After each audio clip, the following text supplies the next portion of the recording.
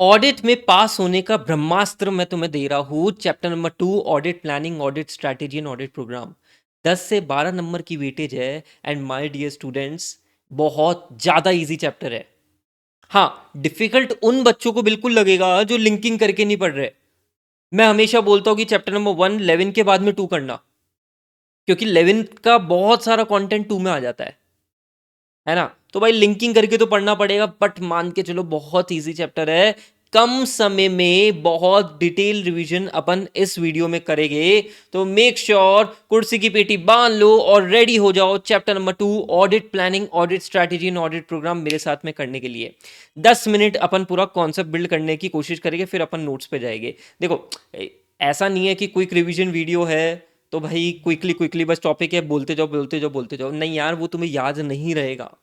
ठीक है, कॉन्सेप्ट पहले पकड़ना पड़ेगा इस चैप्टर का। आओ chapter number 2, audit planning, audit strategy and audit program. देखो, मेन क्या होगा, अपना एक डिस्कशन चलेगा यहाँ पे ऐसे 300 का। ऐसे 300 बात करता है प्लानिंग की। ठीक है, मैं अभी आपको एक छोटा सा चार्ट बना रहा हूँ प्लानिंग की। तो यहाँ पे मैं ए पार्ट कर रहा हूँ इसका, preliminary activities, and B part कर रहा हूँ मैं आपका प्लानिंग एक्टिविटीज। समझना भाई, ये बहुत इंपॉर्टेंट कॉन्सेप्ट है। 10 मिनट तुम समझना है इसको। प्लानिंग एक्टिविटीज, ठीक है। प्लानिंग एक्टिविटीज में मैं डाल रहा हूं establishing an overall audit strategy,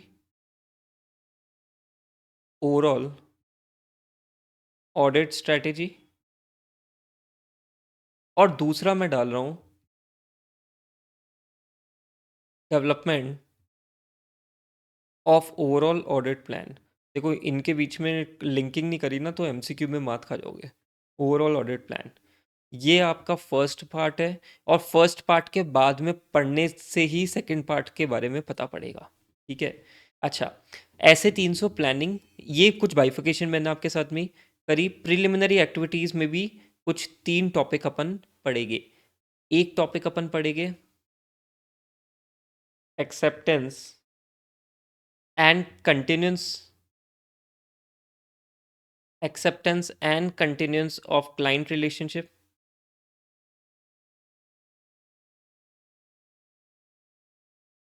ठीक है, दूसरा हम इंडिपेंडेंस से रिलेटेड बात करेंगे। और तीसरा हम एंगेजमेंट लेटर की कुछ टर्म्स से रिलेटेड बात करेंगे। ठीक है, ये सारा का सारा पार्ट कहाँ पे तुम पढ़ के आते हो? Chapter number 11। Chapter number 11। ठीक है, बात समझ में आती है? चैप्टर नंबर 11 में कोई दिक्कत है भाई, मैं लिंक डाल दूंगा, वहाँ पे तुम्हें चैप्टर नंबर 11 के पूरे कंटेंट मिल जाएगा। बढ़िया डिटेल रिवीजन है। ठीक है, अब ट्राई टू अंडरस्टैंड। भाई किसी क्लाइंट ने बोला कि यार आप ऑडिट करेंगे हमारा, क्या सीधे हाँ कर दोगे? क्या सीधे हाँ कर दोगे? नहीं सर, हम सीधे हाँ नहीं करेंगे। हम बहुत सारी चीज़ें डिटरमाइन करते हैं पहले। और वो हम डिटरमाइन किसके बेसिस पे करते हैं? चैप्टर नंबर 11 के बेसिस पे। जैसे फॉर एग्जांपल, प्लानिंग क्या होता है? प्लानिंग में ना कुछ चीज़ें चलती है। आप ऑडिट ऐसे ही स्टार्ट नहीं कर देते हो, आपको प्लानिंग करनी होती है। और प्लानिंग में पहले बोलते भाई पहले प्रीलिमिनरी एक्टिविटीज़ देखो। अरे ऑडिट तुम बाद में करना, पहले ये तो देखो कि क्या ऑडिट कर सकते हो। पहले तो ये देखो। जैसे इसमें पहला पॉइंट है acceptance and continuance of client relationship, preliminary activities. मतलब क्या? पहले तुम ये देखोगे कि क्या क्लाइंट की इंटीग्रिटी कैसी है, competence and compliance with laws and regulations, compliance with ethical requirement बोल दो। ठीक है, competence of your team, integrity of client. देखो ऐसा है कि प्लानिंग एक्टिविटीज़ में पहले बोलते हैं प्रिलिमिनरी एक्टिविटीज़ पे फोकस करो। ठीक है, ऑडिट गई बाद में तेल लेने। ठीक है, पहले फोकस करो कि भाई तुम्हें ऑडिट एक्सेप्ट करनी है नहीं करनी है, ऑडिट कंटिन्यू करनी नहीं करनी है। इसके लिए तुम 3 फैक्टर्स को कंसिडर करते हो, आईसीसी, टूर्नामेंट अभी इंडिया जीती है, बहुत बहुत बधाई आपको। आईसीसी हमारा निमोनिक है। Integrity of client, competence of our team, मतलब खुद की कंपिटेंस भी तो देखो, काम कर सकते हो क्या। And compliance with ethical requirement, very easy, chapter number 11। ठीक है, फिर what you need to evaluate your independence. Threat to independence तो नहीं है, उससे रिलेटेड क्या सेफगार्ड लिया, ये सारी चीज़ें आपको कंसिडरेशन में लेके आनी पड़ती है। And third is engagement letter. SA 210 क्या बोलता है कि एंगेजमेंट लेटर आपका रिटर्न में होना चाहिए, और कोई भी कंफ्यूजन नहीं हो इसलिए ऑडिटर क्या क्लाइंट को एंगेजमेंट लेटर भेज देता है, जहाँ पे उसकी पूरी की पूरी स्कोप, रिस्पॉन्सिबिलिटीज, ऑडिटर की क्या रिस्पॉन्सिबिलिटीज है, सारी की सारी बातें होती है। तो engagement letter should be done as per SA 71, ऐसे एज पर SA 210, सॉरी। तो ये आपका प्रिलिमिनरी एक्टिविटीज है। देन आप फोकस करोगे सेकंड पार्ट पे, जहां पे एक्चुअल में मैं ऑडिट के बारे में बातें करूंगा। पर पहले तो आपको प्रिलिमिनरी एक्टिविटीज पे फोकस करना पड़ेगा। प्लानिंग एक्टिविटीज के दो हिस्से हो गए, प्रिलिमिनरी एक्टिविटीज एंड दूसरा प्लानिंग एक्टिविटीज। प्लानिंग मतलब दो हिस्से, पहले प्रिलिमिनरी एक्टिविटीज पे अपन फोकस कर रहे हैं। बात समझ में आती है क्या? इतनी भूमिका बनी तुम्हारी, आ जाओ जल्दी से, आ जाओ प्रिलिमिनरी एक्टिविटीज। इतना टाइम लगेगा नहीं तुम्हें इसमें, क्योंकि ऑलरेडी कवर हो चुका है। Topic 3, elements of planning. Elements of planning में मैं फोकस किस पे कर रहा हूँ? मैं फोकस कर रहा हूँ हमारे चार्ट के हिसाब से ए पार्ट पे, preliminary engagement activities. Preliminary engagement activities में पहले हम performing procedure regarding the continuance of the client relationship. अब आप सोचोगे कि सर ये एक्सेप्टेंस वर्ड कहाँ गया?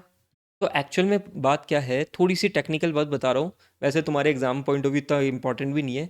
ऐसे 300 है ना, फोकस है ना रिकरिंग ऑडिट पे करता है। ऐसे 300 मान के चलता है कि रिकरिंग ऑडिट है, तो रिकरिंग ऑडिट है तो कंटिन्यूंस की बात होती है, एक्सेप्टेंस की बात यहाँ पे वर्ड, इसलिए वर्ड एक्सेप्टेंस मिसिंग है। ठीक है, ये थोड़ा सा टेक्निकल पार्ट हो गया। ठीक है, डिटेल क्लास में ज़्यादा समझते हैं इसको, बट ठीक है अभी के लिए बता रहा हूँ बस एक बेसिक बात। अच्छा, तो performing procedures regarding the continuance of the client relationship. तो की वर्ड्स पे फोकस करना, ऑडिटर को इंश्योर करना है कि acceptance and continuance of client relationship and audit engagement के लिए वो बढ़िया प्रोसीजर्स लगा रहा है, ताकि कंक्लूजन पे आ सके कि भाई एक्सेप्ट करना है नहीं करना है, कंटिन्यू करना है नहीं करना है। ठीक है, तो इसके लिए फर्म क्या करेगा? फर्म ऑब्टेन करेगा इन्फॉर्मेशन कंसिडर्ड नेसेसरी। ठीक है, अच्छा, कंसीडर नेसेसरी के लिए वो क्या चीज़ें देखता है? Integrity and competence of your team. मतलब यार सामने वाले की इंटीग्रिटी देखो भाई, मनी लॉन्ड्रिंग में तो इन्वॉल्व नहीं है। ठीक है, रेपुटेशन कैसी है उसकी, यही कुछ फैक्टर्स अपन देखते हैं। एंड साथ के साथ में कंपिटेंस ऑफ एंगेजमेंट टीम, मतलब हमारी टीम की क्या कंपिटेंस है। क्या फॉर एग्जांपल रिलायंस की ऑडिट मिली और हमारी टीम में है टोटल मिला के 2 जने, तो क्या ऑडिट कर पाओगे? Obviously not.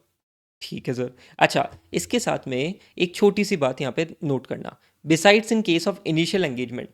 इनिशियल एंगेजमेंट होता है, लेट्स से इनिशियल एंगेजमेंट होता है, मतलब फर्स्ट टाइम ऑडिट हो रही है, तो communication with the predecessor auditor should be made where there has been a change in auditor. इसमें क्या होता है, बेसिकली एनओसी भेजी जाती है कि कोई तुम्हें ऑब्जेक्शन तो नहीं है ना प्रीवियस ऑडिटर। ठीक है, बात समझ में आती है? ये तो तुम्हारा पहला पॉइंट है। दूसरा point, evaluating compliance with ethical requirement including independence. अब ये वही बात है सारी, independence, threat to independence and safeguard.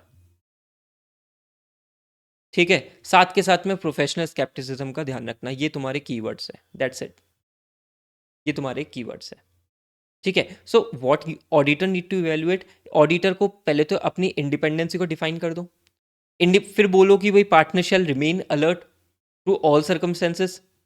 अब बेसिकली एंगेजमेंट पार्टनर है ना, ऑडिट एक्सेप्ट कर रहा है ना, तो उससे पहले उसको चेक करना है कि भाई मेरी इंडिपेंडेंसी मेंटेन है क्या, कोई थ्रेट टू इंडिपेंडेंस तो नहीं है मेरे टीम मेंबर्स पे। ठीक है, उससे रिलेटेड सेफगार्ड क्या लिया, ये सारी चीज़ें उसको ध्यान में रख के चलनी है। बात समझ में आती है क्या? बात समझ में आती है क्या? तो इन डूइंग सो ये 3 पॉइंट आपके लिए इंपॉर्टेंट है।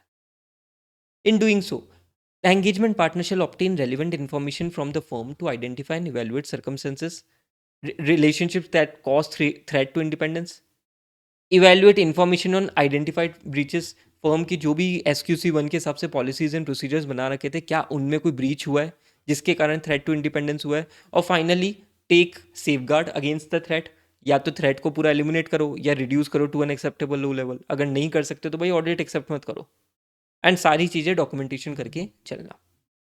बात समझ में आती है? दिस इज योर 1 पॉइंट जहाँ पे आपके एग्जाम में क्वेश्चन पूछा जाता है।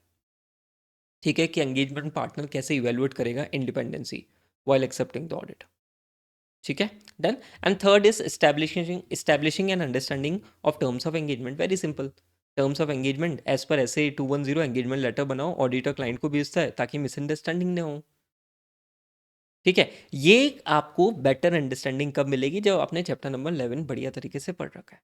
ठीक है, बाकी मैंने आपको अच्छे से समझा दिया है. प्रिलिमिनरी एंगेजमेंट एक्टिविटीज आपकी ये हो गई. ठीक है, अब now let's move towards the main content, that is B part. B part, planning activities. Focus, focus, focus, focus, focus. B part is planning activities. Planning activities दो हिस्सों में फोकस करता है. Establishment of overall audit strategy and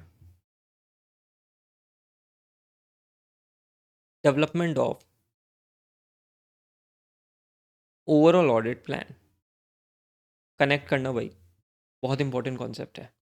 देखो, पहले मैं strategy के बारे में बात करता हूँ. ठीक है, strategy focus on STD, scope of audit. ठीक है, टाइमिंग एंड डायरेक्शन, प्लस साथ में तड़का लगा दो रिसोर्सेस का. साथ में किसका तड़का लगाओगे तुम? रिसोर्सेस का. ठीक है, ऑडिट स्ट्रैटेजी फोकस करता है, मतलब बेसिकली आप प्रिलिमिनरी एंगेजमेंट एक्टिविटी से आगे आ गए. अब now you need to establish your overall audit strategy. तो आप सोचते हो कि भाई मेरे काम का स्कोप क्या है, काम का मेरा स्कोप क्या है, कितना मुझे काम करना है बेसिकली. ठीक है, timing, timing of the audit. क्या मुझे हर 3 महीने में ऑडिट करनी चाहिए, या मुझे 6 महीने में करनी चाहिए, 9 महीने में करनी चाहिए, साल में एक बार ही ऑडिट, एक बार ही टीम मेंबर्स को भेजे के काम हो जाएगा. ठीक है, डी इज डायरेक्शन. मेरी जो टीम मेंबर्स हैं उनका एफर्ट्स किस डायरेक्शन में होना चाहिए, किस डायरेक्शन में होना चाहिए, ये ऑडिटर डिटरमाइन करने की कोशिश करता है. फॉर एग्जाम्पल, एक सिंपल सी बात है ना यार, जहाँ पे ज़्यादा रिस्क होगी वहाँ पे तुम क्या करोगे? तुम्हारे टीम के एफर्ट्स को डायरेक्ट ज़्यादा करोगे, सुपरवाइज ज़्यादा करोगे, रिव्यू ज़्यादा करोगे. बात समझ में आती है? ये है आपका scope, timing and direction of audit. साथ में मैंने क्या बोला? तड़का लगाओ रिसोर्सेज का. किसका तड़का लगाओगे? रिसोर्सेज का. ठीक है, रिसोर्सेज क्या होती है सर? अरे वो टीम मेंबर्स. कितने जने चाहिए, कितने आदमी चाहिए तुम्हें? 2 chartered accountant, 3 article, 2 semi qualified CA, एक एंगेजमेंट पार्टनर, लेट्स से एक टीम बना रहा हूँ तुम्हारी. ठीक है, तो ऑडिटर क्या डिटरमाइन करता है कि भाई मेरी रिसोर्सेज कितनी मेरे को चाहिए. ये सारा कॉन्सेप्ट किस में कवर होता है? ऑडिट स्ट्रेटेजी में. इतना बात समझ में आया तुम्हें? ऑडिट स्ट्रेटेजी में ये सारा कॉन्सेप्ट समझ में, ऑडिट स्ट्रेटेजी का ये पूरा मेजर कॉन्सेप्ट है. क्या क्या चीज़ें पे फोकस करता है? STD, scope of audit, timing of audit, direction of audit, साथ के साथ में रिसोर्सेज का मैंने तुम्हें तड़का लगवा दिया. ठीक है, क्लैरिटी है, थॉट्स में थोड़ी सी क्लैरिटी है. अच्छा, इधर आओ ना. यहाँ पे ये जितनी भी हमने बातें करी है ना, इसके लिए एक डिटेल टॉपिक पूरा का पूरा दे रखा है ICI ने एग्जाम्पल्स के साथ में, वो अपन डिस्कस अभी करेंगे, डोंट वरी. ठीक है सर. अब जब आपकी स्ट्रैटेजी बन जाती है ना, then you focus on development of overall audit plan. मेरे वर्ड्स पे फोकस करो. आपकी स्ट्रैटेजी बन गई, तब आपको development of overall audit plan की तरफ जाना है. सर मतलब क्या? मतलब you talk about planned RAP, risk assessment procedure. You talk about planned FAP, further audit procedure, and you talk about planned other audit procedure. Other audit procedure. आप determine करते हो nature, timing and extent of all these procedure. एक बार strategy बन गई, उसके बाद में ये चीज़ें करो। ठीक है? बात समझ में आती है क्या? क्लैरिटी है क्या? फॉर एग्जांपल जैसे मैं सपोज़ करता हूँ, पहले हमको स्कोप समझना पड़ेगा ना कि भाई एंटिटी पे इंड एस एप्लीकेबल है या एएस एप्लीकेबल है। इंड एस एप्लीकेबल है तो भाई हमें उस हिसाब से हमारी रिसोर्सेज़ को रखना पड़ेगा। ठीक है? एक-एक बार स्ट्रैटेजी बना ली, उसके बाद में you focus on development of overall audit plan. ठीक है? ओवरऑल ऑडिट प्लान में किसका डिस्कशन होता है? Planned RAP, planned FAP and planned other audit procedure. क्या ये बेसिक बातें तुम्हें समझ में आ रही है?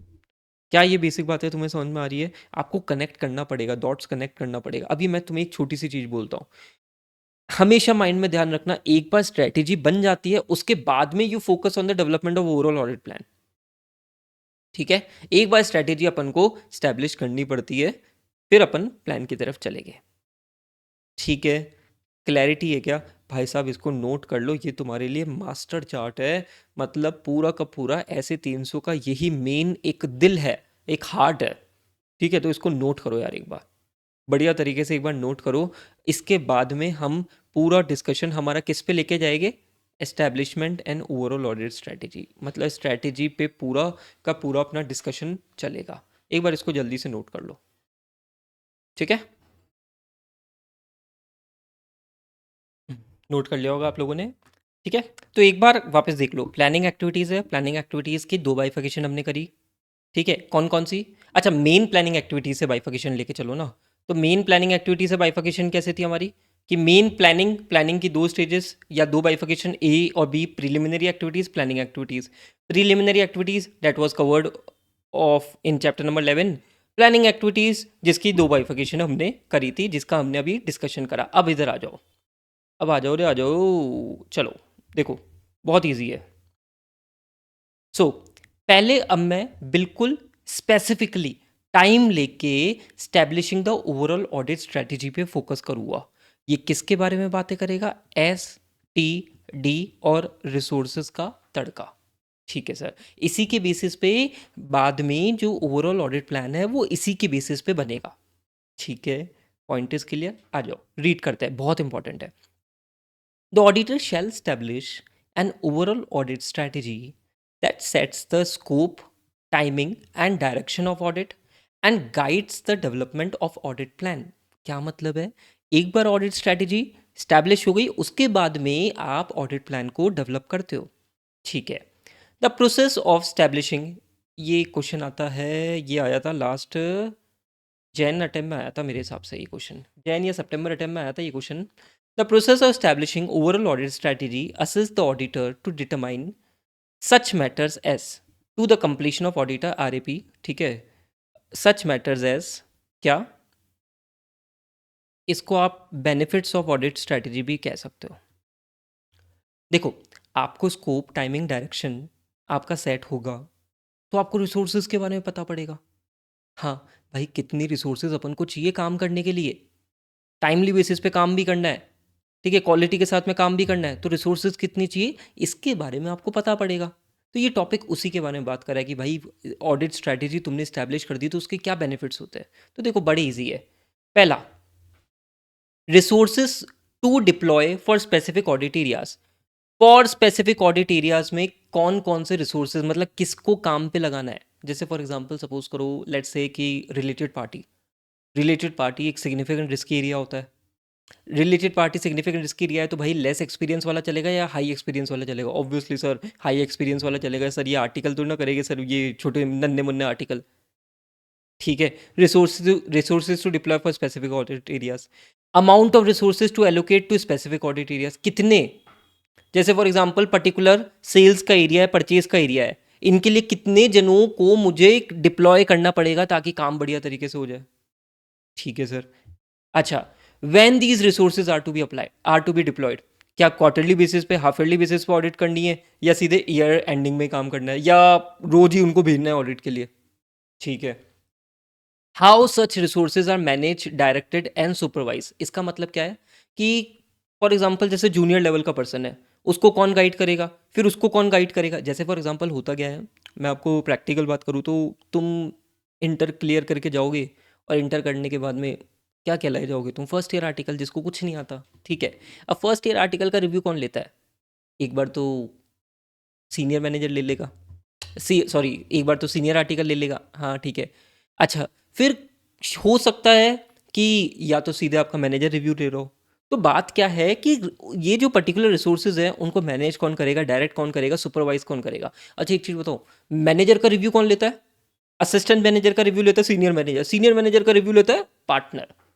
ठीक है, ये मिड साइज फर्म्स की हायरार्की बता रहा हूँ। बाकी बिग फोर में तो और कॉम्प्लेक्स हायरार्की होती है, वहाँ पे तो सीनियर वन सीनियर टू अलग अलग चीज़ें आ जाती है वहाँ पे।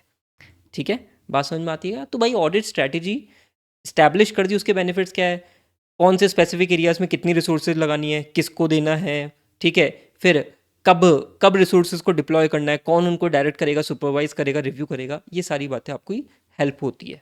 ठीक है सर, बढ़िया। अब factors to be taken into consideration by auditor for establishing audit strategy.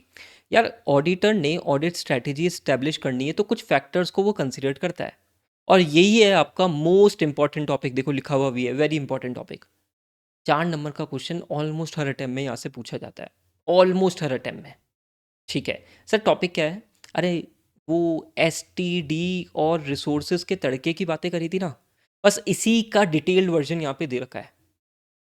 ठीक है, इसी का पूरा डिटेल वर्जन, जहाँ पे बहुत सारे एग्जांपल्स आपको दे रखे होंगे। आपको ये एग्जांपल्स ऑब्वियसली याद करने पड़ेंगे। ठीक है, याद करने पड़ेंगे। किसी भी 5 टॉपिक पढ़ा हुआ मैं आपको, 5 सब टॉपिक है ना, आपको याद करना पड़ेगा। ठीक है, आओ, बट याद तभी होगा जब आप लॉजिकली समझोगे। तो पहले समझ लो एक बार क्या है। पहला, एस, स्कोप।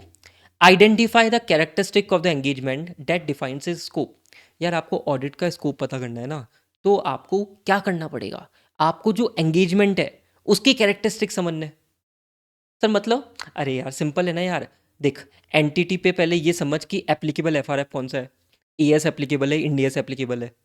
ठीक है, nature of business segment to be audited, मतलब जो बिजनेस सेगमेंट है उसका नेचर क्या है। फॉर एग्जांपल सपोज करो ITC है, ITC के 5 बिजनेस हो गए। पेपर इंडस्ट्री, पेपर का काम भी करता है, FMCG का काम भी करता है, सिगरेट का काम भी करता है, होटल इंडस्ट्री भी है। ठीक है, तो उसके अलग अलग बिजनेस सेगमेंट्स है, तो उनके नेचर को समझ। ठीक है sir. Industry specific reporting requirement, जैसे फॉर एग्जांपल फार्मा इंडस्ट्री है, तो फार्मा इंडस्ट्री में स्पेसिफिकली ना रिसर्च एंड डेवलपमेंट पे यूजर्स का फोकस बहुत ज़्यादा होता है। तो देख कि भाई कोई इंडस्ट्री स्पेसिफिक रिक्वायरमेंट है क्या। ठीक है, बैंकिंग में फॉर एग्जांपल LFRA रिपोर्ट बनती है, स्टैट्यूटरी ऑडिटर है ना, LFRA रिपोर्ट देता है एक। तो आपको ये देखना है कि भाई कोई स्पेसिफिक रिक्वायरमेंट है क्या। Then expected use of audit evidence obtained in previous audit. पिछली कोई ऑडिट में कोई एविडेंस मिला था, क्या उसका यूज हो पाएगा क्या ड्यूरिंग द करंट ईयर। ठीक है, इससे आपको पता पड़ जाता है स्कोप ऑफ ऑडिट क्या है। ठीक है, बात समझ में आती है? 4 पॉइंट बहुत सिंपल। आपको सिंपल हेडिंग पे फोकस करना चाहिए। Identify the characteristic of the engagement. अरे एंगेजमेंट के कैरेक्टरिस्टिक मतलब उसके एप्लीकेबल FRF समझ ले, इंडस्ट्री स्पेसिफिक रिपोर्टिंग रिक्वायरमेंट समझ ले, nature of the business segment समझ ले, और प्रीवियस ऑडिट की कोई एविडेंस यूज होएगा कि वो समझ ले, बात खत्म। That's it. ये कुछ फैक्टर्स है जो तू कंसीडर करेगा। Easy easy easy easy easy. ठीक है सर। अच्छा, second, focus on the heading, focus on the heading भाई। ascertain the reporting objective of the engagement, reporting objective of the engagement to plan the timing of the audit and the nature of the communication required। मतलब आपको entity का reporting objective समझना है ताकि आप time कर सको कि यार एंटिटी को कब तक रिपोर्ट करने अपने फाइनेंशियल स्टेटमेंट। ठीक है, ताकि हमें भी समझ में आ जाए ना कि भाई हमें हमारी ऑडिट कब तक क्या कंप्लीट हो जानी चाहिए। हाँ सर, तो उसके लिए कुछ पॉइंटर्स दिखेगा, बड़ी इजी पॉइंटर्स है। देखो सिंपल, पहले तो फर्स्ट पॉइंट तो आपका यहीं से टाइमिंग से आ गया, entities time table for reporting. आपने अंडरस्टैंड करा कि यार एंटिटी को कब तक रिपोर्ट करना है, एंटिटी का टाइम टेबल फॉर रिपोर्टिंग। ठीक है, सेकंड, ऑर्गेनाइजेशन ऑफ मीटिंग। अब उनके साथ में मीटिंग बिठाओ यार, उनके चाय वाय पियो, उनके साथ में डिस्कस करो। सर क्या डिस्कस करें, nature timing and extent of audit work with management, कैसे कैसे काम होगा, उनके साथ में डिस्कस करो यार, चाय वाय पियो।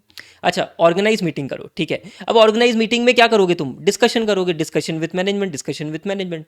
मैनेजमेंट से क्या डिस्कस करोगे, expected type and timing of the report to be issued including the auditor report, expected communication on the status of audit work throughout the engagement. मतलब उनके साथ में चाय वाय पी रहे हो तुम, एग्जाम में ये मत लिखना। ठीक है, वहाँ पे आराम से बैठो, पूरा डिस्कशन कर रहे हो, डिटेल डिस्कशन कर रहे हो कि भाई टाइमिंग ऑफ द रिपोर्ट क्या होगी। अच्छा, हमारा कम्युनिकेशन, तुम्हारा हमारे बीच में कम्युनिकेशन कैसा रहेगा, वो प्रॉपर तरीके से तुम डिस्कशन कर रहे हो। ठीक है, अब होता क्या है यार, ये बड़े बड़े लोगों के बीच में हमारे नन्हे मुन्ने आर्टिकल बैठ नहीं पाते, है ना? तो उनको अलग से तुम कम्युनिकेट कर दो। Expected nature and timing of the communication among the engagement team members including the nature and timing of team meetings and timing of review of work perform. वो जो नन्हे मुन्ने आर्टिकल्स है ना, उनको भी प्रॉपर तरीके से कम्युनिकेट कर दो यार। ठीक है, देखो कि हमें है ना यहाँ तक इनका ये काम करके देना है, और तुम्हारा रिव्यू ये पर्सन लेगा, तुम्हें डायरेक्ट ये करेगा, पूरी टीम मीटिंग्स हमारी ऐसे ऐसे होगी, उनको पूरा तरीके से कम्युनिकेट कर दो। ठीक है, नन्हे मुन्ने आर्टिकल है भाई साहब, बड़े बड़ी मीटिंग में बैठ नहीं पाते। बात समझ में आती है क्या? बात समझ में आती है, ईजी पॉइंट्स है। सर क्या पॉइंट है? You need to plan your timing of the audit. उसके लिए तुम्हें क्या असर्टेन करना है? Reporting objective of the entity. तो पहला पॉइंट था entity's time table for reporting. Entity's time table for reporting के लिए ऑर्गेनाइज करो मीटिंग। ऑर्गेनाइज करोगे मीटिंग ताकि डिटरमाइन कर सको nature timing and extent of audit work. ठीक है, अच्छा फिर मीटिंग में ऑर्गेनाइज मीटिंग करी तो डिस्कस भी तो करो। सर क्या डिस्कस करें? Expected type and timing of the report to be issued. और सर क्या करें? आपस में हमारे बीच में कम्युनिकेशन कैसा होगा? और लास्ट में वो जो नन्हे मुन्ने आर्टिकल है ना, उनको भी कम्युनिकेशन कर दे भाई, ऐसे मत कर यार तू। ठीक है, बहुत शिद्दत से आर्टिकलशिप करने जाते हैं वो। चलो, B point is clear. S T. Now focus on the third point, direction. अब ऑडिटर को प्रोफेशनल जजमेंट लेना होगा कि उसकी टीम के एफर्ट्स को वो किस डायरेक्शन में डायरेक्ट करे। तो यार मैं तो सिंपल बोलता हूँ ना, जहाँ पे ज़्यादा रिस्क वहाँ पे ज़्यादा टाइम दो, जहाँ पे कम रिस्क वहाँ पे कम टाइम दो। Simple is that, simple logic is that. हाँ, तो उसी हिसाब से आपके पॉइंटर्स बन जाएंगे। सर क्या पॉइंट्स है? पहला, volume of transactions. Volume of transactions, जहां पे ज्यादा वॉल्यूम है वहां पे मुझे बताओ, ऑब्वियसली ऑब्वियसली क्या, टीम का एफर्ट ज्यादा डायरेक्ट होगा। ठीक है, पर इसमें थोड़ा सा इंटरनल कंट्रोल का भी बात है। क्या? वॉल्यूम ऑफ ट्रांजेक्शन्स विच में determine whether it is more efficient for the auditor to rely on internal control. इसका मतलब क्या? अगर इंटरनल कंट्रोल्स बढ़िया होगे तो आप ऑडिट प्रोसीजर्स लिमिटेड लगा दोगे, बट अगर इंटरनल कंट्रोल्स खराब होगी तो भर भर के ऑडिट प्रोसीजर लगाने पड़ेंगे। ठीक है, you need to connect with the test of control and substantive procedures. ठीक है, then significant industry development. For example suppose करो कोई इंडस्ट्री डेवलपमेंट हो रहा है, लेट्स से कि कोई इंडस्ट्री पे एकदम से कुछ एप्लीकेबल, इंडिया से उन पे पहले एप्लीकेबल ही नहीं था, एकदम से अब इंडिया से एप्लीकेबल हो गया है। ठीक है, तो ऑब्वियसली भाई खतरनाक एरिया हो गया, रिस्की एरिया हो गया, टीम का एफर्ट ज़्यादा लगेगा। Significant changes in the FRF such as change in accounting standard. कोई अकाउंटिंग स्टैंडर्ड में बहुत ज़्यादा सिग्निफिकेंट चेंजेस आ गए, फॉर एग्जांपल रेवेन्यू रिकॉग्निशन में बहुत ज़्यादा चेंजेस आए, तो ऑब्वियसली भाई टीम का एफर्ट ज़्यादा लगेगा। ठीक है, जैसे वैट वैट की जगह, सर्विस टैक्स की जगह जीएसटी आ गया था। ठीक है भाई, टीम का एफर्ट डायरेक्ट ज़्यादा लगेगा ना। Other significant recent development such as changes in legal environment affecting the entities. कोई लीगल इश्यूज़, कोई लीगल लॉज में चेंजेस आए तो ऑब्वियसली आपका टीम का एफर्ट ज़्यादा लगेगा। ठीक है, तो बस लॉजिकली सोचो, टीम का एफर्ट डायरेक्ट करने के लिए कुछ फैक्टर्स, तो फैक्टर्स कौन से होंगे जो ज़्यादा रिस्की हो गए? ज़्यादा रिस्की मतलब volume of transactions. Internal control के एंगल से देखोगे कि इंटरनल कंट्रोल एफिशिएंट है या नहीं है। Then significant industry development, significant changes in applicable FRF, significant changes in other legal and regulatory issues relating to entity and its industry. ठीक है, पॉइंट इज क्लियर। ये हो गए आपके एस टी डी हो गया भाई। अब रिसोर्सेज का तड़का लगाओ, आओ। रिसोर्सेज का तड़का, ascertain the nature timing and extent of resources necessary to perform the engagement. ये तो वही बात हो गई यार कि एंगेजमेंट टीम को तुम्हें सेलेक्ट करना है। जो ज़्यादा रिस्की एरिया होगा वहाँ पे एक्सपीरियंस टीम वाले को भेज देना, जहाँ पे लो रोमम होगा वहाँ पे नन्हे मुन्ने आर्टिकल को भेज देना। ठीक है, और ऑब्वियसली टीम को मैनेज करने के लिए, सुपरवाइज करने के लिए, रिव्यू करने के लिए पर्सन होना चाहिए, तो तुम्हारी टीम की हायरार्की वैसी होनी चाहिए। Simple is that. पूरा का पूरा तुम्हारा प्रॉपर तरीके से क्या काम होना चाहिए भाई? ज़्यादा रिस्क ज़्यादा टाइम, ज़्यादा रिसोर्सेज, कम रिस्क कम टाइम कम रिसोर्सेज, क्योंकि audit is a risk based approach. ये हो गए आपके 4 पॉइंट। ठीक है, क्लैरिटी। अच्छा, एस टी डी और आर हो गया। सर एक पॉइंट क्या है, ये थोड़ा सा याद करना पड़ेगा तुम्हें ना, बट वो भी कनेक्टिविटी है। Consider the result of preliminary engagement activities. अभी तुमने पढ़ा था वो first element, preliminary engagement activities, है ना? तो उनका क्या रिजल्ट आया, उनसे क्या रिजल्ट आया, आपको उनको भी कंसिडर करना है। Consider the result of preliminary engagement activities and whether knowledge gained on other engagement perform by the engagement partner for the entity is relevant. मतलब क्या कि प्रीवियस ईयर भी लेट से तुमने कोई ऑडिट करी थी, या प्रिलिमिनरी एंगेजमेंट में तुम्हारी क्या क्या चीज़ें निकल के आई, तो उससे भी तुम्हारा स्कोप, टाइमिंग एंड डायरेक्शन, उससे भी तुम्हारी ऑडिट स्ट्रेटेजी स्टैब्लिश करने में हेल्प हो सकती है। जैसे क्या, for example last year internal control, last year तुमने ऑडिट करी थी एग्जांपल के लिए, इंटरनल कंट्रोल एफिशिएंट था या इनएफिशिएंट था, ये तुमने कंसिडर कर लिया। ठीक है, बात समझ में आती क्या? And second point is related to professional scepticism. Institute क्या यार, कुछ भी है ना, अपना स्टडी मटेरियल बिल्कुल सही नहीं करता। एक्चुअली क्या, प्रोनाउंसमेंट में कम से कम इसके 4-5 पॉइंट है, इंस्टीट्यूट ने ये फर्जी पॉइंट उठा के दे दिया यहाँ पे। ठीक है, याद करना पड़ेगा तुम्हें प्रोफेशनल स्केप्टिसिज्म वाला पॉइंट, जबकि बहुत ज़्यादा लॉजिकल पॉइंट्स दूसरे हैं, बट क्या करें, इंस्टीट्यूट को जो आंसर चाहिए वही देने पड़ेंगे। ठीक है, बात समझ में आती है क्या? This completes my dear students, this completes your audit strategy, S T D R का तड़का। ठीक है, क्लियर? पूरे बढ़िया तरीके से मैंने आपको समझाने की कोशिश करी है, वन शॉट रिवीजन में है, जहाँ पे बस चीज़ें बोली जाती है वहाँ पे आपको समझाई भी जा रही है। STDR, इनमें से एक क्वेश्चन आ ही जाता है, वही तरीके से याद करके चलना। ठीक है, and if you think logically then points याद हो गए, अदरवाइज तुम किसका आंसर किस में लिख के आओगे तुम्हें भी पता नहीं पड़ेगा। और इंस्टीट्यूट के जो मॉक टेस्ट पेपर्स के क्वेश्चन है ना अभी रिसेंट अटेम्प्ट के, भाई साहब तुम पिक भी नहीं कर पाओगे अगर तुम लॉजिकली समझ नहीं पा रहे हो तो। ठीक है, देखना इसी टॉपिक से रिलेटेड 2-3 क्वेश्चन इतने बढ़िया पूछे इंस्टीट्यूट ने, अमेजिंग, 5 स्टार। ठीक है, डन डनाडन, डन सर डन। अब सर हमारा ये काम हो गया, अब हमें क्या करना है? मैंने कहा देख, जैसे ही तेरा ओवरऑल ऑडिट स्ट्रेटेजी स्टैब्लिश हो जाए ना, what you need to do, you need to develop overall audit plan which talks about the plan, nature, timing and extent of risk or risk assessment procedure, planned nature, timing and extent of further audit procedure, plan, nature, timing and extent of other audit procedure. That's it. ठीक है, but ये चीज कब होगी? when your overall audit strategy is established, because audit strategy guide करता है audit plan का development में। ये हम लिंकिंग करके ऑलरेडी आ चुके। देखो, एरो हवा में नहीं बनाया, मजाक में नहीं बनाया, लॉजिक है इसका। ठीक है सर, अभी इधर देखो, थोड़ा सा समझना। जो आपका रिस्क असेसमेंट प्रोसीजर होता है ना, वो तो ड्यूरिंग द प्लानिंग स्टेज हो जाता है, during starting of audit. Sir मतलब देख क्या होता है, ये ऑडिट स्टार्ट हुई और चलती जाती है, बट क्या होता है, जब आप रिस्क असेसमेंट प्रोसीजर होता है ना, ये तो आपका स्टार्ट ऑफ ऑडिट हो जाता है, मतलब इस समय पे अराउंड आपके रिस्क असेसमेंट प्रोसीजर हो जाता है। एंटिटी की अंडरस्टैंडिंग तो आप तभी लोगे ना, स्टार्टिंग में तो लोगे भाई, बट हाँ, understanding obviously it is a continuous process, पर मेजर काम आपका ये हो जाता है। When you talk about the further audit procedure, ये आपकी थ्रू आउट द ऑडिट होती है, थ्रू आउट द ऑडिट आप फर्दर ऑडिट प्रोसीजर लगाते ही जाते हो। ठीक है, टिल द ऑडिट कंप्लीट्स आपको फर्दर ऑडिट प्रोसीजर तो लगाने ही लगाना है। बात समझ में आती क्या? बेसिक बात है। ठीक है, obviously risk assessment procedure, further audit procedure का मतलब पता होना चाहिए तुम्हें। ठीक है भाई, फ्री फास्ट ट्रैक बैच पूरा यूट्यूब पे डला हुआ है, सब कुछ पढ़ा रखा है ना? तो आई अज्यूम कि तुम वो देख के आ रहे हो यार। और वैसे भी मई एग्ज़ाम है यार, मई अटेम्प्ट में टाइम कितना है तुम्हारे? पढ़ रखा है तुमने, क्लासेस ले रखी है नालायक हो। चलो फोकस करो, फिर भी तुम्हें इतना डिटेल में समझा रहा हूँ मैं, वन शॉट में। हाँ, आओ इधर आओ। Planning activities, factors factors factors factors factors. ठीक है, development of overall audit plan मैंने तुम्हें पूरा समझा दिया है। ठीक है, तुम इसको पढ़ना, कहीं दिक्कत की बात नहीं आएगी। अच्छा, मैं जो तुम्हें पॉइंट समझा रहा था ना, वो ये वाला पॉइंट समझा रहा था। For example, planning of audit or risk assessment procedure occur early in the audit process. However, planning the nature, timing and extent of further audit procedure depends on the occurrence of the risk RAP. मतलब ये through out the audit होता है। बात समझ में आती है क्या? क्लैरिटी है, इतनी बेसिक क्लैरिटी है।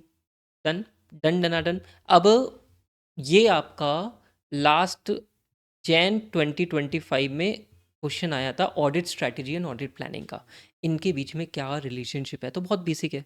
पहले तो तुम्हें ये चीज़ समझ में आ गई होगी कि ऑडिट स्ट्रैटेजी बेस सेट करता है ऑडिट प्लान का। एक बार ऑडिट स्ट्रैटेजी बन जाती है, उसके बाद में आप ऑडिट प्लान बनाते हो। ये तो तुम्हारा बेसिक बात ध्यान में होनी चाहिए। ठीक है, तो बात करते हैं। So audit strategy sets the broad overall approach to the audit, whereas audit plan addresses the various matter identified in the overall audit strategy. Audit plan उसी का रिस्पॉन्स ही तो होता है। एक बार ऑडिट स्ट्रैटेजी तुमने बना ली, उसमें जो जो मैटर्स आए उसके बेसिस पे तुमने ऑडिट प्लान डेवलप किया। Audit strategy determines STD, audit plan determine how strategy is going to be implemented. भाई ये जो स्ट्रैटेजी बनाई है ये इम्प्लीमेंट कैसे होगी? इम्प्लीमेंट करने के लिए obviously you need to prepare, you need to plan about RAP and FAP. ठीक है। Audit plan is more detailed than audit strategy as it includes execution, it includes planning of nature, timing and extent of audit procedure to be perform RAP FAP. बात समझ में आती है क्या? And establishment of overall audit strategy and detail audit plan are not necessary discrete. मतलब इनका concept almost interlink ही है। ठीक है, कंप्लीटली इनको डिस्क्रीट नहीं बोल सकते, they are closely interrelated since change in one में result in consequently change in other. ठीक है, बात समझ में आती है? डन। अच्छा, अब एक चीज़, छोटा सा topic, change in planning process during the course of audit. क्या ऑडिट प्लानिंग में चेंज हो सकता है? अरे बिल्कुल हो सकता है यार, अगर सर्कमस्टेंसेस डिमांड करते हैं तो बिल्कुल हो सकता है। फॉर एग्जांपल मैं तुम्हें बेसिक बात बोलता हूँ कि तुम्हारी अंडरस्टैंडिंग द एंटिटी में बहुत सिग्निफिकेंट चेंज हुआ, तो तुम्हें ऑडिट स्ट्रैटेजी, ऑडिट प्लानिंग को चेंज करना पड़ेगा। ठीक है। तुमने तुम्हें ऐसा लगा था कि रिस्क और मटेरियल में स्टेटमेंट लो है, इसलिए तुमने प्रोसीजर कम लगाए, पर बाद में पता पड़ा भाई रूमम बहुत हाई निकला, तो भाई ऑडिट स्ट्रेटेजी, ऑडिट प्लानिंग तुम्हें चेंज करना पड़ेगा। यहाँ तक कि मटेरियलिटी तक भी रिवाइज करनी पड़ जाती है, ऐसे 320 को इंटरलिंक करोगे तो। ठीक है, तो ये तो ऑब्वियस सी बात है कि भाई यस, ड्यूरिंग द ऑडिट हमें बिल्कुल चेंज करने की जरूरत पड़ सकती है। डिपेंड करेगा condition to condition, audit evidence के ऑब्टेन करा है तुम्हें, कोई अनएक्सपेक्टेड इवेंट्स तो नहीं हुए, उसके बेसिस पे yes you may need to revise your audit strategy and audit planning. बात समझ में आती क्या? बिल्कुल बेसिक बात है। ठीक है, अब आओ स्टार्टिंग वाला, अब आओ इधर। ठीक है भाई, टॉपिक नंबर 1 मैं नहीं करवा रहा, टॉपिक नंबर 1 तुम खुद से पढ़ोगे। ठीक है, जस्ट रीड दिस, तुम खुद से पढ़ लेना, बेनिफिट्स ऑफ प्लानिंग। मैं तुम्हें टॉपिक नंबर 2 करवा रहा हूँ, नेचर ऑफ प्लानिंग। मुझे एक चीज़ बताओ, मैंने तुम्हें समझा दिया कॉन्सेप्ट, क्या प्लानिंग एक बार होती है? नहीं sir, planning is a continuous process.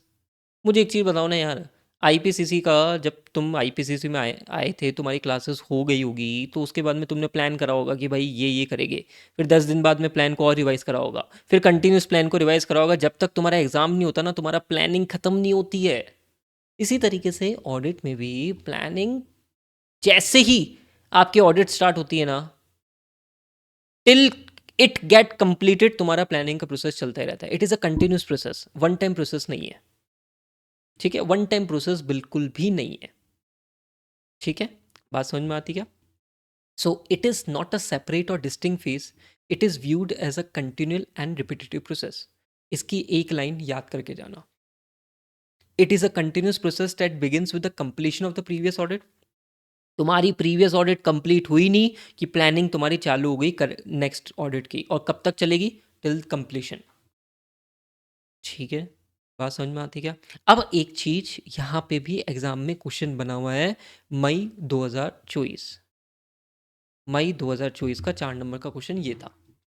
क्या बोलते हैं? Yes, planning is a continuous process. हम मानते हैं प्लानिंग एक कंटिन्यूस प्रोसेस है। ठीक है, आप प्लानिंग कंटिन्यूस प्रोसेस है तो स्टैंडर्ड बोलता है कि yes, planning is a continuous process, but before performance of further audit procedure तुम्हारा कुछ बेसिक काम तो हो जाना चाहिए ना। जैसे तुम्हें याद है, मटेरियलिटी हम स्टार्टिंग में डिटरमाइन कर लेते थे, है ना? मटेरियलिटी स्टार्टिंग में डिटरमाइन कर लेते हैं। ठीक है यार, मुझे ऑडिट स्टार्ट करनी है तो मैं एक्सपर्ट का इन्वॉल्वमेंट स्टार्टिंग में डिसाइड कर लेता हूँ। फॉर एग्जांपल सपोज करो बैंक ऑडिट है, bank audit it is a serious matter. तो जनरली क्या होता है, टीम में एक बैंक के किसी पर्सन को लेके जाया जाता है, जो रिटायर्ड पर्सन होता है ना। हम तो ऑडिट में ऐसे ही करते हैं, जो कोई रिटायर्ड पर्सन होता है ना, उसको बोलते हैं चल भाई ऑडिट पे चल। क्यों? Because we find him as a expert, हमसे ज़्यादा नॉलेज उस बैंकर को है। समझ रहे हो? तो क्या होता है, फर्दर ऑडिट प्रोसीजर परफॉर्म करने से पहले ऐसे 300 बोलता है कुछ बेसिक बेसिक काम तो तुम्हारा हो जाना चाहिए। बिल्कुल बेसिक काम हो जाना चाहिए। सर क्या क्या बेसिक काम हो जाना चाहिए? देखो बहुत ईजी है। Determination of materiality, involvement of expert. ठीक है, obtain a general understanding of the legal and regulatory framework. अरे यार मुझे एक चीज़ बता, तुझे फर्दर ऑडिट प्रोसीजर करने उससे पहले तेरी अंडरस्टैंडिंग तो होनी चाहिए ना लीगल एंड रेगुलेटरी फ्रेमवर्क की। एक्सपर्ट का इन्वॉल्वमेंट करना है नहीं करना है, मटेरियलिटी डिटरमाइन ऑब्वियसली करनी पड़ेगी पहले, ये तो पहले होती ही होती है। साथ के साथ में फर्दर ऑडिट प्रोसीजर से पहले आरएपी तो हो ही जाना चाहिए। बस ये 2 पॉइंट वही है। Analytical procedure to be applied as RAP. RAP में एनालिटिकल प्रोसीजर भी लगता है and performance of other RAP. बात समझ में आती है क्या? बात समझ में आती है क्या? रिस्क असेसमेंट प्रोसेस के एनालिटिकल प्रोसीजर भी लगता है, इंक्वायरी भी लगता है, इंस्पेक्शन भी लगता है, ऑब्जर्वेशन भी लगता है। तो एक पॉइंट एनालिटिकल प्रोसीजर का दे दिया, बाकी अदर अदर एनालिटिकल प्रोसीजर्स का एक और पॉइंट दे दिया, अदर आरएपी का एक और पॉइंट दे दिया। तो यार अगर तुम लॉजिकली समझोगे तो बहुत कनेक्टेड पॉइंट है। निमोनिक क्या बनाना है इसमें यार? हर चीज़ का निमोनिक नहीं बनता, समझो। फर्दर ऑडिट प्रोसीजर मुझे अप्लाई करना है, तो फर्दर ऑडिट प्रोसीजर से कुछ बेसिक काम तो हो जाने चाहिए ना। ऐसे 300 यही बात करता है भाई, तेरे को मटेरियलिटी डिटरमाइन हो जानी चाहिए, एक्सपर्ट का इन्वॉल्वमेंट तेरे को डिसाइड करना है कि करना है नहीं करना है। You should have a understanding of legal and regulatory framework. RAP procedure तेरे हो जाने चाहिए, ऑब्वियस सी बात है। बात समझ में आती है क्या? बात समझ में आती है कि इन्होंने ऐसा क्यों बोला? क्योंकि ये मत मान लेना तुम कि planning is a continuous process, तो करते रहेंगे बाद में। अरे भाई जो काम पहले करना है वो करना है यार। बात समझ में आती है? Done. This is your again very important topic, topic number 2। Clarity है, थॉट्स में क्लैरिटी है? डन। आगे बढ़े, चलो। सो मेरे भाई, हमारा पूरा डिस्कशन मेजर मेजर हो चुका है। एक बेसिक बात और, इन्वॉल्वमेंट ऑफ जब भी प्लानिंग होती है ना, तो प्लानिंग में जनरली क्या होता है, जो की मेंबर्स होते हैं ना, जैसे partner, senior manager, assistant manager, ये लोग पार्टिसिपेट करते हैं। तुम नन्हे मुन्ने लोगों को अलाउ नहीं होता। अरे तुम क्या करोगे प्लानिंग, ठीक है, ऐसा सोचा जाता है। तो ऑब्वियसली की मेंबर्स जो होते हैं ना टीम के, वो प्लानिंग एक्टिविटीज़ में पार्टिसिपेट करते हैं। और साथ के साथ में एंगेजमेंट टीम क्या करती है, मैनेजमेंट के साथ में भी डिस्कस करती है कि भाई हम ऐसे ऐसे काम करेंगे, इस समय तक ये कर लेंगे, उस समय तक वो कर लेंगे। But obviously it should not undermine your work. तुम्हारा काम की वैल्यू खत्म नहीं होनी चाहिए मैनेजमेंट से डिस्कशन करते वक्त। ठीक है, बाकी मैनेजमेंट को भी यस, आप बिल्कुल बताते हो कि भाई हमारी ऐसी ऐसी प्लानिंग है, हम ये काम ऐसे ऐसे करेंगे। ठीक है, बात समझ में आती है क्या? बात समझ में आती है क्या? डन। आओ।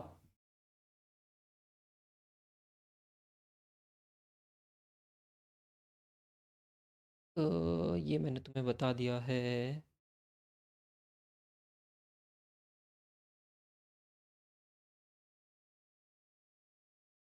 Done. Next topic, auditor shall. बहुत बेसिक टॉपिक है। Auditor shall plan the nature, timing and extent of direction and supervision of engagement team members and the review of their work. तो क्या टॉपिक है? जो तुम्हारे resources है ना, उससे रिलेटेड बात है कि ऑडिटर को कुछ चीज़ों, कुछ फैक्टर्स का ध्यान में रखना होता है वाइल डिसाइडिंग कि कौन से पर्सन से क्या काम करवाना है, कितना रिव्यू करवाना है, कितना सुपरविजन कराना है। जैसे अगर मैं तुम्हें बेसिक बात बोलूँ, तो अगर रिस्क ज़्यादा है तो एक्सपीरियंस पर्सन को लगाएंगे। ठीक है सर। अगर बिजनेस बहुत कॉम्प्लेक्स है तो यस, ज़्यादा रिस्की है। ठीक है, टीम मेंबर्स को ज़्यादा लगाएंगे। साइज़ अगर बड़ा है तो ज़्यादा टीम मेंबर को लगाएंगे। अगर कैपेबिलिटी किसी पर्सन में बढ़िया है तो उसके काम को कम रिव्यू कर लेंगे, चलेगा। बट यही अगर वो जूनियर आर्टिकल है, नया नया आईपीसीसी पास आउट बच्चा है, जो बिल्कुल रट के आ जाता है थियोरी को, ठीक है, जो बिल्कुल समझ के नहीं आता है, रट के आता है, भाई उस पर तो बहुत ज़्यादा ध्यान देना पड़ेगा। समझ रहे हो? उसका उसका तो सुपरविजन ही अलग लेवल का करना पड़ेगा, क्योंकि वो तो निमोनिक, वो तो रट रट के आया है ऑडिट को, समझता तो ही नहीं वो फर्दर ऑडिट प्रोसीजर आरएपी क्या है। समझ रहे हो? ट्रॉल कर रहा हूँ मैं तुम्हें, ठीक है, इधर ऐसे हंसो मत तुम, ट्रॉल कर रहा हूँ मैं तुम्हें। ठीक है भाई, ये सारी चीज़ें प्रैक्टिकली करते हैं, है ना? सो क्या होता है, ऑडिटर डिटरमाइन करता है, ऑडिटर सोचता है कि भाई मेरे को किस हद तक सुपरविजन करना है, डायरेक्ट करना है। तो कुछ फैक्टर्स वो कंसिडर करता है। क्या क्या फैक्टर्स होते हैं? Size and complexity of the entity, area of the audit, audit का एरिया क्या है, कि जैसे फॉर एग्जांपल कोई ज़्यादा रिस्क एरिया होगा तो yes obviously supervision will be more. Come risk area होगा तो ठीक है, चलेगा। असेस रूमम कैसा है, रिस्क मटेरियल में स्टेटमेंट कैसा है, capabilities and competence of individual team member performing the audit work. ज़्यादा कैपेबल है, ज़्यादा कंपिटेंट अच्छा पर्सन है तो ठीक है, कम रिव्यू चल जाएगा। बट यही अगर कंपिटेंट नहीं है तो ऑब्वियसली रिव्यू ज़्यादा लगेगा। बात समझ में आती है क्या? क्लैरिटी है, थॉट्स में क्लैरिटी है? डन डना डन। डन डन डन डना डन। अब last topic is topic number 7, documentation. Documentation का मैं ना इसका पूरा डिटेल्ड में एक वीडियो का लिंक मैं डाल दूंगा जहाँ पे मैंने इसका पूरा डिटेल में डिस्कशन कर रखा है इस क्वेश्चन का। तो वो मैं तुम्हें टाइमिंग के साथ में नीचे डिस्क्रिप्शन में डाल दूंगा। ठीक है। ऐसा क्यों? बिकॉज मई 2024 के लिए मैं ये क्वेश्चन अब मई 2025 के लिए ये मैं एक्सपेक्ट नहीं कर रहा, क्योंकि ये क्या होता है, वन टाइम क्वेश्चंस होते हैं ऐसे क्वेश्चंस।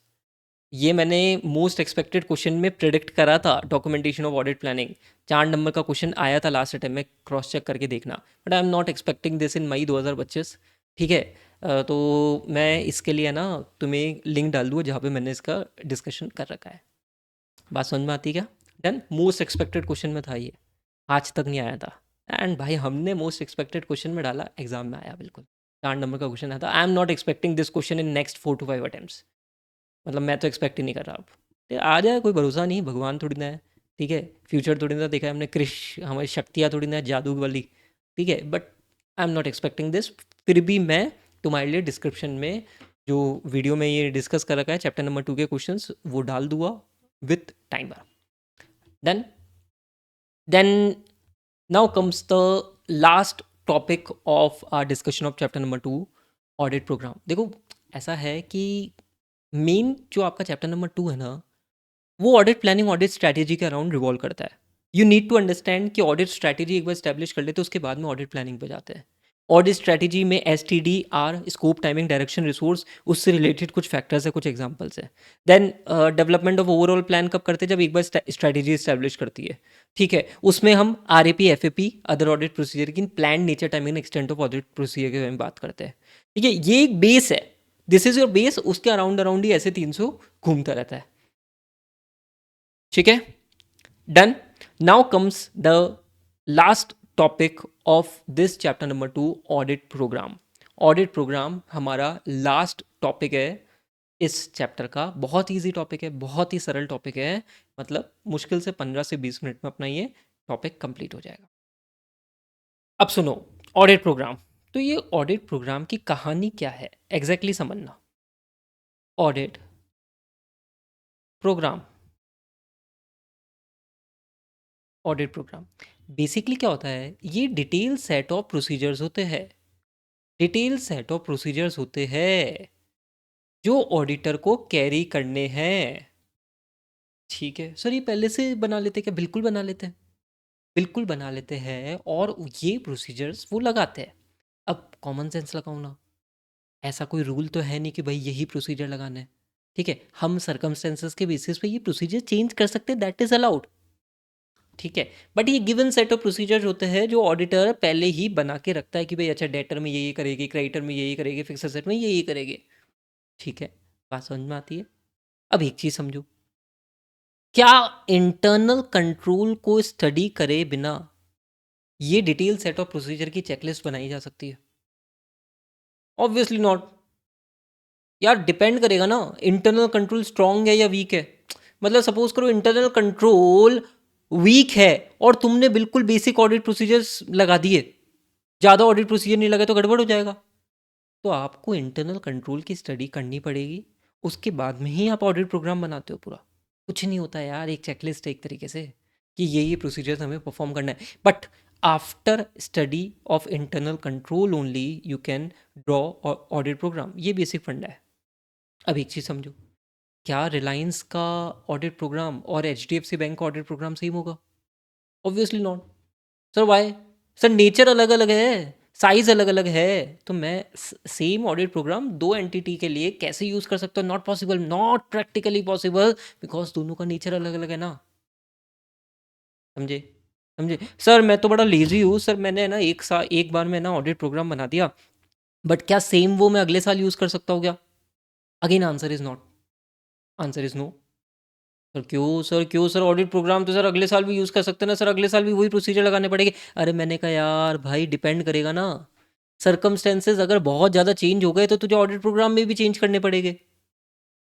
ठीक है। मतलब you can't be a rigid, you can't be a rigid कि भाई मैं ऑडिट प्रोग्राम इस एंटिटी का इस एंटिटी में यूज़ कर लूँ। गलत है यार, कि ये ऑडिट प्रोग्राम फर्स्ट ईयर में था सेकंड ईयर में भी इसी को यूज़ कर लूँ। गलत है भाई, नहीं कर सकता तू। ठीक है। अलाउड नहीं है। और वो बहुत लॉजिकल है। पॉइंट इसके लिए, पॉइंट इसके लिए। अब मैं एक चीज़ छोटी सी तुम्हें बताता हूँ। ऑडिट प्रोग्राम, ये लिस्ट सेट ऑफ प्रोसीजर्स हो गए, ठीक है। इसके थोड़े से डिसएडवांटेज सुनो तुम आप। डिसएडवांटेजेस क्या होते हैं, जनरली क्या होता है कि ऑडिट प्रोग्राम है, सेट ऑफ प्रोसीजर्स ऑलरेडी दे रखे होते हैं, तो प्रॉब्लम क्या है कि यार ये है ना, स्पून फीडिंग हो गई एक तरीके से।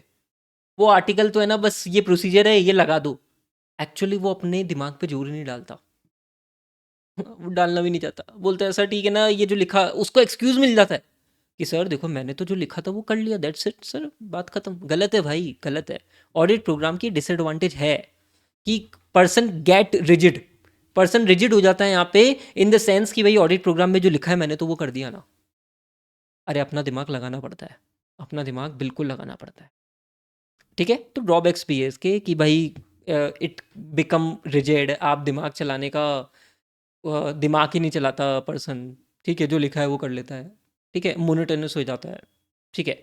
सर एडवांटेज क्या होगे, सोचो यार, पहले से तैयारी करके आए हो तो चौका छक्का तो मार ही दोगे।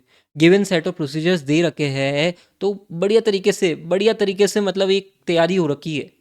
अच्छा, सामने वाले पर्सन को भी, जो तुम्हारा रिव्यू करेगा उसको भी हेल्प मिलेगी कि यार अच्छा ये प्रोसीजर से करेगा तूने, वही दिखा, ठीक है। तो ये इसके कुछ बेनिफिट्स हो गए। समझ में आ रहा है तुम्हें, समझ में आ रहा है। ये एक मैंने तुम्हारे सामने पिक्चर ड्रॉ करने की कोशिश करी about the audit program, this is the main concept. बाकी तो कुछ भी नहीं है, कुछ भी नहीं है भाई, कुछ भी नहीं है ऑडिट प्रोग्राम का टॉपिक, ठीक है। पॉइंट इसके लिए। अच्छा एक चीज़ बताओ, ऑडिट प्रोग्राम में ABCDE प्रोसीजर लिख रखे थे, तुम्हें ऐसा लग रहा है कि F प्रोसीजर भी लगाना है, तो क्या लगा सकते हो क्या?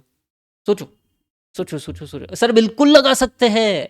मैं तभी तो क्या कह रहा हूँ कि ऑडिट प्रोग्राम एक सेट ऑफ प्रोसीजर्स है कि हाँ हम ये करेंगे। अरे डिपेंड ऑन द सर्कमस्टेंस ना, सर्कमस्टेंसेस चेंज हो गए तो मैं अपने ऑडिट प्रोसीजर्स भी चेंज करूँगा ना यार। ऐसे कोई सेक्शन थोड़ी ना लिखा हुआ है कि भाई ये रूल है, यू नीड टू फॉलो, ठीक है। समझे, समझे ऑडिट प्रोग्राम का बस ये कॉन्सेप्ट है, that's it, that's it my dear students, ठीक है। This completes your chapter number 2 one shot revision. बहुत ही बढ़िया कॉन्सेप्चुअल अंडरस्टैंडिंग के साथ में हमने ये रिवीजन करा है। आपको बस ये नोट्स को एक बार, अगर आपने वीडियो पूरा देखा है, what you need to do, आपको बस ये नोट्स को एक बार गो थ्रू करना है, दैट्स इट। मैं मान के, मैं 100% कह रहा हूँ, इस चैप्टर में इतना बढ़िया कंफर्ट आएगा कि तुम बोलोगे सर कुछ भी आ जाए हम कर लेंगे, हम कर लेंगे, ठीक है। बात समझ में देखो एक चीज़ समझो, अगर रिवीजन में कॉन्सेप्चुअल रिवीजन हो गया ना, तो वो चीज़ें बड़ी आसान हो जाती है। वरना एक बहुत ईजी तरीका है कि जो लिखा हुआ है वो बोलते जाओ, बोलते जाओ, बोलते जाओ, हाँ सर इतने कम टाइम में हम तुम्हें रिवीजन करा के दे रहे, इतने कम टाइम में रिवीजन करा के दे रहे।